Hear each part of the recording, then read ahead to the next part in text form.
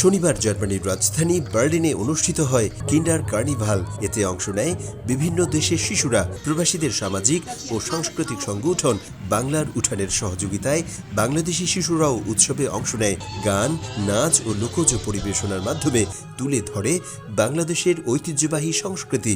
আমরা বাংলা উঠান থেকে কার্নিভালে অংশগ্রহণ করতেছি। নাচের আমাদেরকে অনেক মজা লাগে। আমরা আজকে বাংলা উঠানে অংশ নিয়ে আসছি আর আনন্দ করছি আর অনেক ভালো লাগছে। উৎসবে শিশুদের সঙ্গে আনন্দ ভাগাভাগি করতে উপস্থিত হন অভিভাবক ও প্রবাসী বাংলাদেশিরা। বিদেশের মাটিতে বাংলা সংস্কৃতি তুলে ধরতে পেরে সন্তোষ প্রকাশ করেন তারা।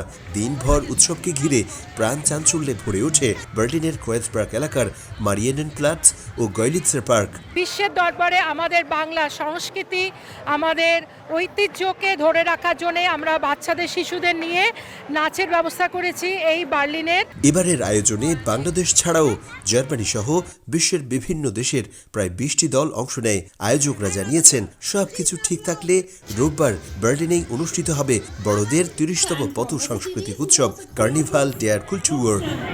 বার্লিনের কিন্ডার কার্নিভালে শিশুদের অংশগ্রহণ ছিল মনোমুগ্ধকর।